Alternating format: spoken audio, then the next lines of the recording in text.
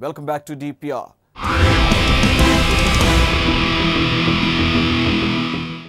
రాష్ట్రంలో కొత్త పార్టీల్ని ఆదరించే నియోజకవర్గంలో నెల్లూరు సిటీకి ఘనమైన చరిత్ర ఉంది. టీడీపీ, పీఆర్పీ, వైఎస్ఆర్సీపీ ఇలా తెలుగు గడ్డపై కొత్తగా ఏ రాజకీయ పార్టీ అవతరించినా గెలిపించిన చరిత్ర నెల్లూరు సిటీ ఓటర్లకుంది. అలాంటి కీలకమైన రాజకీయ చైతన్యం మెండుగా ఉన్న నెల్లూరు సిటీ నియోజకవర్గంలో 2019 ఎన్నికలే కేంద్రంగా రాజకీయాలు వేడెక్కాయి. 2014లో నెల్లూరు పీఠాన్ని గెలుచుకున్న వైఎస్ఆర్సీపీపై ఆధిపత్యం కోసం మంత్రి నారాయణ తన శక్తియుక్తులు కేంద్రీకరిస్తున్నారు. అదే సమయంలో జిల్లాపై పట్టు నిలుపుకునేందుకు మరో మంత్రి సోమిరెడ్డి సైతం పోరాడుతున్నారు. ఇలా ఇద్దరు మంత్రుల ఆధిపత్య పోరాటంతో విపక్షం నెగ్గుకొస్తుందా, నేల కరుస్తుందా అనే ఉత్కంఠ నెలకొంది. ఈ రెండు వర్గాలకు మధ్య కొత్త రక్తం రూపంలో జనసేన దూసుకుపోతోంది. పీఆర్పీ, వైఎస్ఆర్సీపీ తరహాలో తొలి ఎన్నికల్లో బోణీ కొట్టేందుకు నెల్లూరు సిటీపై ఫోకస్ పెడుతోంది.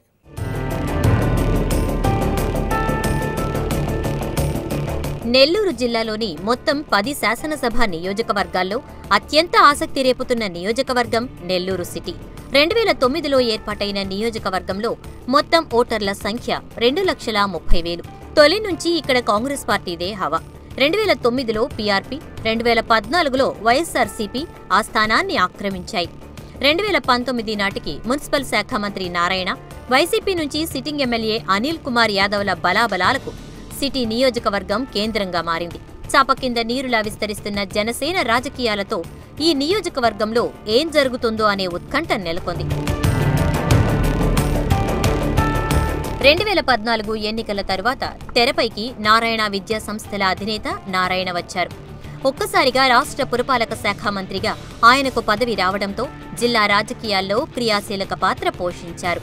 వచ్చే ఎన్నికల్లో ఆయన నెల్లూరు సిటీ నుంచి పోటీ చేయాలని సీఎం ఆదేశించడంతో వైఎస్ఆర్సీపీ సిట్టింగ్ ఎమ్మెల్యే అనిల్ కు బలమైన ప్రత్యర్థి ఎదురైనట్లయింది. వైఎస్ఆర్సీపీ నుంచి రెండోసారి కూడా సీటు కన్ఫర్మ్ చేసుకున్న తాజా ఎమ్మెల్యే అనిల్ ప్రజాదీవెన పేరుతో ఇంటింటికి తిరుగుతూ స్థానిక సమస్యలపై తనదైన శైలిలో అధికారులను నిలదీస్తున్నారు. నిరంతరం మీడియాలో కనిపిస్తూ హల్చల్ చేస్తున్నారు. మంత్రి నారాయణను టార్గెట్గా వివిధ కార్యక్రమాలు నిర్వహిస్తున్నారు.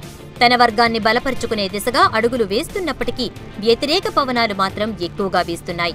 వైఎస్ఆర్ కాంగ్రెస్ పార్టీ శాసనసభ్యులు డాక్టర్ అనిల్ కుమార్ యాదవ్ గారు 2019లో కూడా 2014 కన్నా కూడా ఒక్క ఓటు ఎగస్ట్రాతోనే ఘన విజయం సాధించబోతా ఉన్నారు.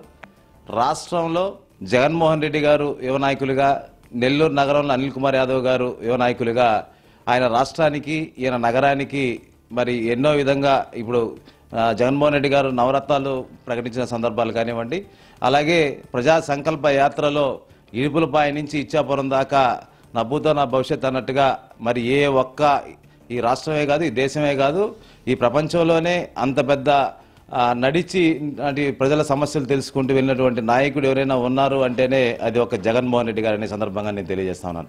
మరి అదేవిధంగా నెల్లూరు నగరంలో అనిల్ కుమార్ యాదవ్ గారు 2014లో గెలిచిన తర్వాత నుంచి కూడా, గెలవక ముందు నుంచి కూడా ప్రజలతోటి మమేకమై ఏదైతే ఉన్నటువంటి ప్రతి ఇల్లు కూడా దాదాపుగా 1000 ఇళ్ళు, లక్షల మెట్లు ఎక్కి ప్రజల సమస్యలను తెలుసుకుంటూ అతను ఒక సైనికుడిలాగా ఏదైతే మనకి ప్రజలకి కావాల్సినటువంటి ఇటు కార్పొరేషన్ నుంచి అందనటువంటి ప్రతి ఒక్క అంశాన్ని కూడా ఒక ప్యారలల్గా ఒక మినీ కార్పొరేషన్ నడిపినటువంటి వ్యక్తి అనిల్ కుమార్ యాదవ్ గారు. ముక్కుసూటిగా దూసుకెళ్లే తాజా ఎమ్మెల్యే అనిల్ కు వైసీపీలో కుంపటి పెట్టేందుకు పలువురు నేతలు ఎదురు చూస్తున్నారు. రామ లక్ష్మణులుగా పిలుచుకునే city MLA Anil, rural MLA Kotamreddy Sridhar రెడ్డిలకు మధ్య నెలకొన్న మనస్పర్ధలతో ఒకరి గెలుపుకు మరొకరు ఆటంకంగా మారుతున్నారనే విమర్శలు భారీగా వినిపిస్తున్నాయి. రెడ్డి సామాజిక వర్గంలో అనిల్ కు వ్యతిరేకంగా శ్రీధర్ రెడ్డి తన అనుచరులతో సమావేశాలు నిర్వహిస్తున్నట్లు సమాచారం. అనిల్ కు రాజకీయంగా ప్రత్యర్థి అయిన నుడా చైర్మన్ కోటంరెడ్డి శ్రీనివాసుల రెడ్డితో రూరల్ ఎమ్మెల్యే అనిల్ ఓటమికి సన్నాహాలు చేస్తున్నట్లు ప్రచారం సాగుతోంది. రూరల్ నియోజకవర్గంలోని యాదవ నేతలతో ప్రత్యేకంగా సమావేశాలవుతూ కోటంరెడ్డి ఓటమికి పావులు కదుపుతున్నట్లు సమాచారం. వీరిద్దరికీ క్రికెట్ బెట్టింగ్ వ్యవహారంలో మనస్పర్ధలు చోటు చేసుకున్నాయి. అనిల్ సోదరుడు రూప్ కుమార్ యాదవ్ కు సైతం ప్రజల్లో కొంత వ్యతిరేకత ఉండటంతో అనిల్ కు మైనస్ పాయింట్ గా మారే అవకాశం ఉందని చర్చ జరుగుతోంది. గెలిచిన వ్యక్తి అనిల్ కుమార్ యాదవ్ గారు తను ప్రజలు ఒక బాధ్యత ఇస్తే, ఒక శాసనసభ్యుడిగా ఆయన గెలిపిస్తే, ఆయన శాసనసభ్యుడిగా చేయాల్సిన పనులు మానేసి నిరంతరం విమర్శలోకి తాను ఎక్కువ సమయాన్ని కేటాయించాడు. దానివల్ల ప్రజల్లో ఒక ఇరిటేట్ వచ్చింది. శాసనసభ్యుడు ఏదో ఒక పనికి ఉపయోగపడాలి కానీ ఏదో ఒక మంత్రికి మెమోరాండం ఇచ్చో ముఖ్యమంత్రికి మెమోరాండం ఇచ్చో ఈ ప్రజా సమస్యలు పరిష్కరించని అడగాల్సింది పోయి నిరంతరం చంద్రబాబు నాయుడిని, నారాయణ గారిని, తెలుగుదేశం పార్టీని తిట్టడం అనేది ప్రజలు మెచ్చుకోవట్లే. 24 గంటలు ప్రతిపక్షంలో ఉన్నప్పుడు విమర్శలు చేయాల్సిందే, ప్రతిపక్ష నేతగా ఉద్యమాలు చేయాల్సిందే, నో డౌట్. అయితే ఆ ఉద్యమం ఎలా ఉండాలంటే ప్రజా సమస్య పరిష్కరించేదిగా ఉండాలి కానీ నిరంతరం విమర్శలు అయితే ప్రజలు అది ఎప్పుడు ఒప్పుకోరు. రెడ్డి సామాజిక వర్గంలో బలం పెంచుకోవడం కోసం అనిల్ మరో అడుగు ముందుకేసినట్లు విశ్వసనీయ వర్గాల సమాచారం. మంత్రి నారాయణ ఓటమి కోసం పరోక్షంగా మరో మంత్రి సోమిరెడ్డి, చంద్రమోహన్ రెడ్డితో అనిల్ లాలూచీ పడినట్లుగా రాజకీయ వర్గాల టాక్. అందులో భాగంగా సోమిరెడ్డి అనుచరులపై అనిల్ కామెంట్స్ చేయటం మానేశారు. ఇటీవల ఎన్టీఆర్ విగ్రహ ఆవిష్కరణకు ఓవైపు మంత్రి సోమిరెడ్డి ముఖ్య అతిథి అయితే అనిల్ సోదరుడు రూప్ కుమార్ విశిష్ట అతిథి అయ్యాడు. మంత్రి నారాయణకు ఇక్కడ సరైన ప్రాధాన్యత లేకపోవటం విశేషం. మాజీ మంత్రి ఆనం రామనారాయణ రెడ్డి సహకారం కూడా అనిల్ తీసుకుంటున్నారు.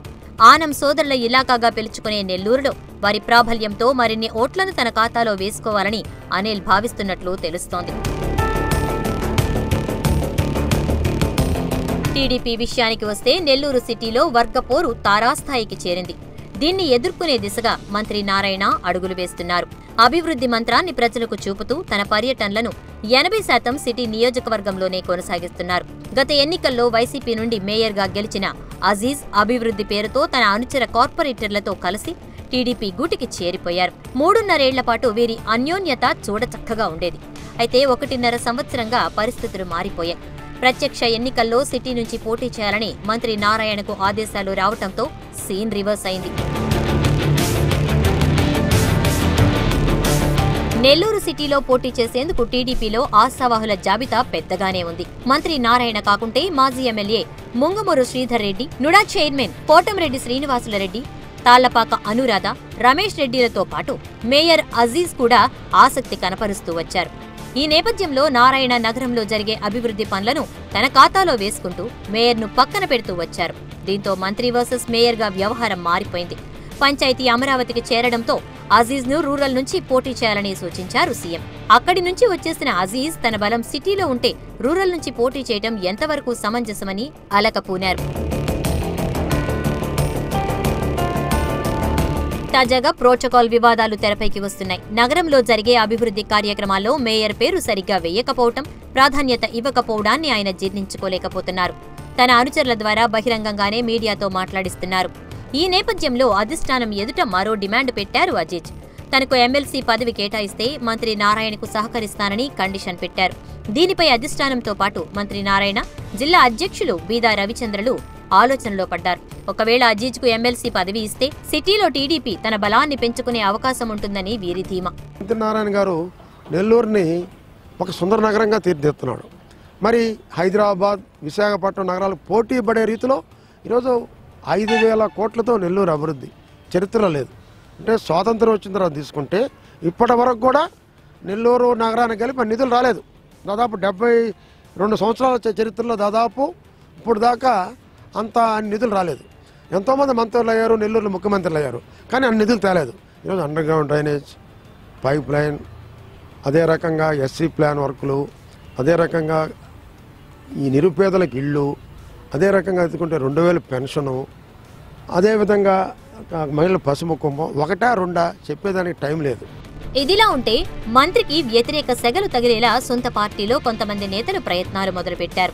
మంత్రి పదవి వచ్చాక జిల్లాలో టీడీపీ రాజకీయాల్లో నారాయణ యాక్టివ్గా మారారు. 2 ఏళ్ల క్రితం వ్యవసాయ శాఖ మంత్రిగా సోమిరెడ్డిని పదవి వరించినప్పటికీ జిల్లాలో తనకంటే నారాయణకు బలం ఎక్కువవుతూ ఉండడాన్ని సోమిరెడ్డి జీర్ణించుకోలేకపోతున్నారు.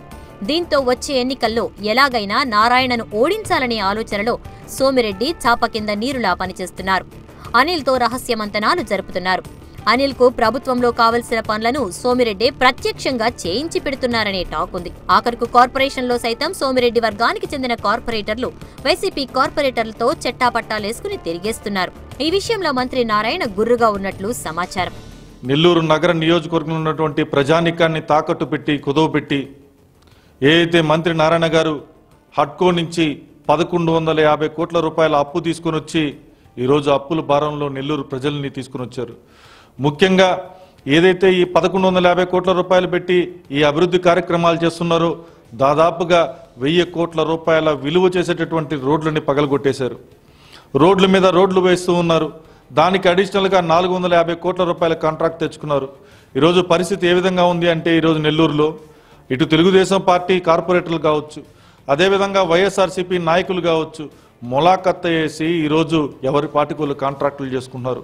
కేవలం పబ్లిసిటీ కోసం బయటకు వచ్చి ప్రజల ముందర తెలుగుదేశాన్ని విమర్శిస్తున్నారు వైసీపీ వాళ్ళని తెలుగుదేశం వాళ్ళు విమర్శిస్తూ ఉన్నారు. టీడీపీ వర్సెస్ వైసీపీగా కొనసాగుతున్న ఈ నియోజకవర్గంలో తాజాగా జనసేన తన రాజకీయ బలాన్ని పెంచుకునే ప్రయత్నం చేస్తోంది. పవన్ కళ్యాణ్ విద్యనభ్యసించిన ఊరు కావటం, పైగా ప్రజారాజ్యం స్థాపించిన సందర్భంలో ఈ నియోజకవర్గం నుంచి ముంగుమూరు గెలుపొందటంతో పవన్ కు ఇక్కడ ఆదరణ లభిస్తుందనేది నేతల ఆశలు. జనసేన పార్టీలో ఇంతవరకు ఎవరిని ఇన్ఛార్జిగా నియమించకపోయినప్పటికీ కేతంరెడ్డి వినోద్ రెడ్డి అనే నేత జనసేన జనబాటా పేరుతో ప్రజల్లోకి వెళుతూ ప్రజల సమస్యలపై తీవ్రస్థాయిలో స్పందిస్తున్నారు. అలానే పవన్ అభిమాన సంఘం నేత టోనీ, కొట్టే వెంకటేశ్వర్లు, మనుక్రాంత్ రెడ్డి, సంతోష్లు అప్పుడప్పుడు కార్యక్రమాలు చేపడుతున్నారు. ఈ నియోజకవర్గంపై జనసేన ఆశలు పెంచుకుంటోంది. ఎన్టీ రామారావు 1983లో కొత్తగా పార్టీ పెట్టినప్పుడు కొత్త అభ్యర్థిగా ఆనం రామనారెడ్డి గారు గెలిచారు. అదేవిధంగా 90 దశకాల్లో సూర్యుడి గుర్తు మీద జేకే రెడ్డి గారు గెలిచారు. అదేవిధంగా 2009లో పీఆర్పీ పార్టీ పెట్టినప్పుడు ముంగమూరు శ్రీధరకృష్ణారెడ్డి గారు గెలిచారు. అదేవిధంగా ఈరోజు పవన్ కళ్యాణ్ గారు నెల్లూరులోనే పుట్టి పవన్ కళ్యాణ్ గారు నెల్లూరులోనే పెరిగి ప్రతి ఒక్క కుటుంబంలో మా యొక్క పెద్ద పిల్లవాడు మా ఇంట్లో వ్యక్తిగా భావిస్తున్నారు ఈరోజు నెల్లూరు నగర నియోజకవర్గ ప్రజానీకం మొత్తం మా సుప్రీం పవన్ కళ్యాణ్ గారిని. కాబట్టి ఖచ్చితంగా 2019 ఎలక్షన్లో కొత్త పార్టీగా కొత్త అభ్యర్థులుగా ఖచ్చితంగా నెల్లూరులో జనసేన జెండా రెప్రెపలాడుతుంది. ఖచ్చితంగా ఈ 175 నియోజకవర్గాల్లో మా సుప్రీం పవన్ కళ్యాణ్ గారికి మొట్టమొదటి గిఫ్ట్గా ఇవ్వబోయేది కూడా నెల్లూరు నగర నియోజకవర్గంగా మీతో తెలియజేసుకుంటున్నాం. కాంగ్రెస్ పార్టీ సైతం సిటీలో పోటీ చేయబోతోంది. ఇక్కడి నుంచి చేవూరు దేవకుమార్ రెడ్డి పోటీ చేయనున్నట్లు తెలుస్తోంది. గతంలో కాంగ్రెస్ కు ఇక్కడ ఉన్న ప్రాబల్యాన్ని గుర్తు చేస్తూ తమ కుటుంబానికి ప్రజల్లో ఉన్న క్రేజ్ ని చూపిస్తూ ఆయన పర్యటనలు చేస్తున్నారు. స్థూలంగా చూస్తే నగర నియోజకవర్గ రాజకీయాలు పూర్తిగా వేడెక్కడంతో ప్రజల్లో ఆసక్తి నెలకొంది. నారాయణ వర్సెస్ అనిల్ గా వచ్చే ఎన్నికలు ఏ విధంగా ఉండబోతున్నాయి అనేది ఉత్కంఠగా మారబోతోంది. మరి ఎన్నికల బరిలో నిలిచే అభ్యర్థుల్లో ప్రజలు ఎవరికి పట్టం కడతారు అనే అంశాన్ని వేచి చూడాల్సిందే.